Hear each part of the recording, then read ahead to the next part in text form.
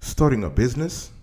Before a launch day, pause and think about these 5 things. Starting a business entails coordinating a whole bunch of activities that may be disparate in nature, but nonetheless must be harmoniously executed to produce a successful commercial launch. Before embarking on your next entrepreneurial journey and renting space or designing a logo, pause and ponder a few key items to decide if you're really ready to open your doors.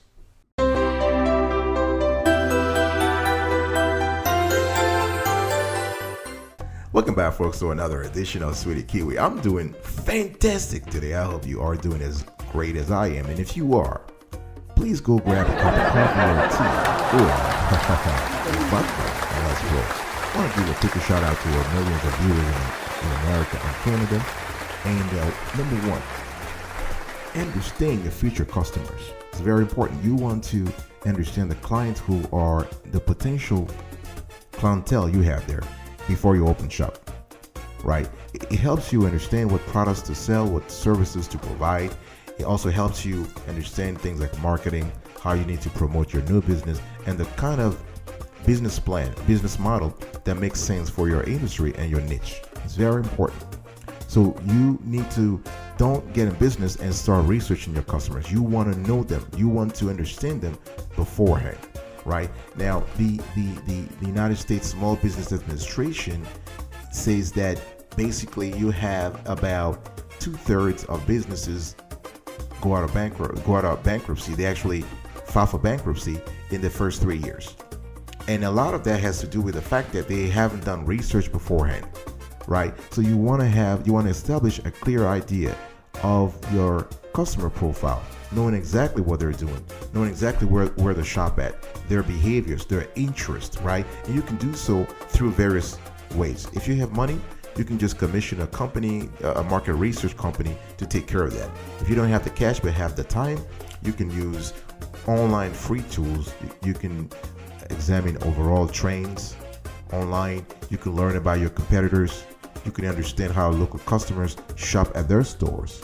All right, so this really helps you establish, again, a great profile of your archetypal customer.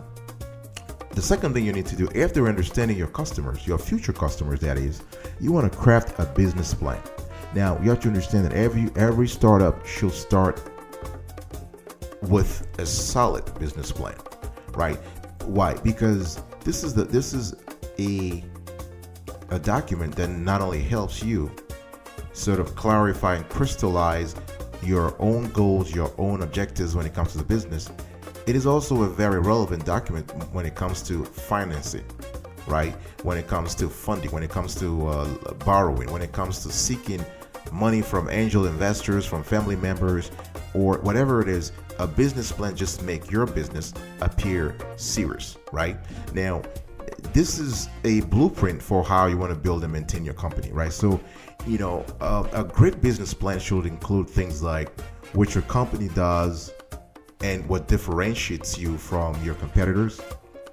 You want to conduct some kind of market analysis, right? So you take a look at your industry as well as where your business stacks up against the competition. Experts call that SWOT analysis. So you have strengths, weaknesses, opportunities, and threats. There are a lot of matrices, there are a lot of samples out there on the internet where you can just create your own SWOT. You also want to talk about the structure and the management of your company in the business plan. Another thing you want to talk about is you want to provide some kind of info on how you plan to create and provide the product or service. Now, the business plan readers will also want to have some info about how you are positioning your business and its products in front of your customers, right? This may have to do with pricing. For instance, if you want to sell to a high-end clientele, chances you have to position your business in such a way that basically it appeals to that niche, right? And everything follows that positioning. So price, product, placement, and promotion. Okay, the way you sell to someone who is making $1 million a year is not the same way you would sell to someone who's making $50,000 a year, right? So you also want to talk about your budget and financial projections in the business plan. When it comes to financial projections, usually experts would like to see things like your projected balance sheets, projected income statements, and projected cash flow statements. All right. Now, remember though that a business plan is it's not set in stone. It's a dynamic document that can be changed, that can be, tweaked as the launch date is getting closer. All right. Even after the launch, you can still tweak it. All right. I'll be right back right after this. Don't go anywhere.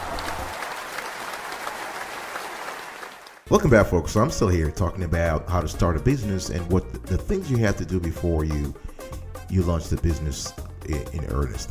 So after you understand your future customers, craft a business plan. Now you have to register your company. Right now, when it comes to registration, there are a lot of possibilities here, and those possibilities range from having a sole proprietorship to an LLC, a limited liability company. You can have a limited partnership. You can have a limited liability partnership. You can have a C corporation, an S corporation. Now we've dedicated an entire show on that, so you might want to check our database to get that. We'll probably put a link here so you can see in detail the different types of companies and their advantages, the pros and cons. But yeah, so basically you want to file that. Now you can file this by you can do it yourself online, or you can also hire someone to do it for you, a lawyer that is. Once you do that, once you've set everything up legally, you want to contact the IRS so you can get something called EIN. That's basically the employer identification number. Think of it as a company's social security, right? So this is your company's social security number. This is how the IRS will track you and make sure you're paying your fair share of business, right? So with that EIN, you can basically pay taxes as a business rather than as an individual. Now the thing here is that you can also use that number if you plan to set up a solo 401k retirement plan as a self-employed individual, right? You can also use that number to pay taxes locally and at your state level. All right. The next thing you want to do is you want to open a business bank account and also sign up for a business credit card. This is very important, not to mix your personal finances with the business finances, right? So you want to open a legit business bank account where all the business operations will be run from. So you want to contact. It's always better to do everything with the same bank you currently are. So if you are with the bank, talk to their small business section so they can help you transition from not only just a private client into a business client, right? Another thing you want to do, you want to sign up for a credit card, a business credit card, a small business credit card. And again, the logic here follows what I said earlier. You want to separate your private life from your commercial existence. You want to separate your individual, you want to separate your personal life from the business. All right. So by applying for a small business card, now a small business credit card, make sure that you have great credit, that you have a credit score that is not in 400 or 300. So you basically want to have something high because the business is new. The credit card company will judge the quality of your application based on the quality of your personal credit score or credit history, right? So now business credit cards typically carry an annual fee, right? But it's rather nominal, and it's usually a great sort of a choice to get those business credit cards. Why? They have higher credit limits, right? Some can carry limits of 50,000 or more, something you will never get on your personal credit card. This can help you also get a credit rating boost. It's also good because it helps you establish credit for your business, so your business on its own will start having credit. You can also control employee spending, right? So basically you can set limits on spending by employees. And as we all know, business credit cards comes with some perks. You have rewards that may include discounts on business travel and or shopping at business supply outlets. All right, I'll be right back right after this. Do not go anywhere. Welcome back, folks, to another edition of Sweetie Kiwi. We're still having a conversation around starting a business and what you need to do before. Now, I want to invite you to please subscribe to our channel. If you love the content you are hearing, if you love the clarity and quality of this content, please consider subscribing to our channel and turn on the notification bell so you can be informed whenever we drop a new show. Share this content, like it, and comment below. Let us know your experience. Let us know your opinion about this topic. Now, the next thing you want to do is you want to get your IT, accounting, and HR systems in place. You want to get your IT, information technology, accounting, and human resource systems in place. Now, it's very important because the business itself can't go anywhere without the backbone. Right now, before you open doors, before you launch the company, do that research beforehand. You want to think about the accounting software. If you're a small business, there are a lot of modules, small business accounting modules out there. Think about how you would run your HR, how you would pay employees, the payroll, how you will file taxes, how you will do your financial reporting, how you will go, the journal entries, debit, credit, all the trial balance, everything that is involved, everything that's part of the normal accounting / finance process. You want to think about those systems in place. Now, what's easy to do is to get something called Small Business ERP, Small Business Enterprise Resource Planning Software. The reason is that you have all of these things I just talked about: IT, accounting, operational, HR, logistics, all those things, all those modules, they are lumped into one software. So you centralize everything, right? So, and you can actually research this yourself to see what really suits your business. But let's just say in general that a small business ERP will help you grow. And nowadays they even have something called cloud and on-premise ERP software. So you can choose which one works for you, and they can help you manage everything from accounting and CRM to supply chain management and purchasing. CRM standing here for client relationship management, right? So by using a good ERP, again, it's an investment. By using a good ERP, you can basically increase the agility of your business. It helps you gain control and insights of your business and clients. And most importantly, this kind of software supports business growth, right? So you can use real-time analytics to improve efficiency. You can adapt to new opportunities. You can also you can collect some intel from the industry. You can get you can use some data analytics to improve how your business is functioning.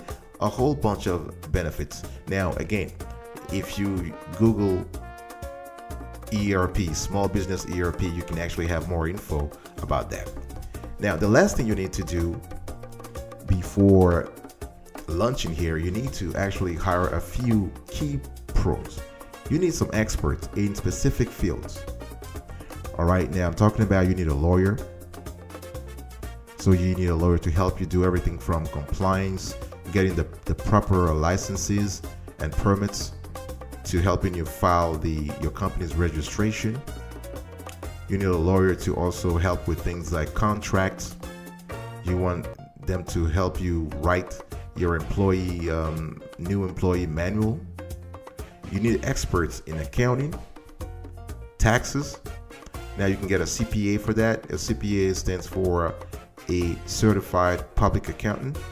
So they have expertise in matters ranging from audit to accounting to taxes to financial analysis.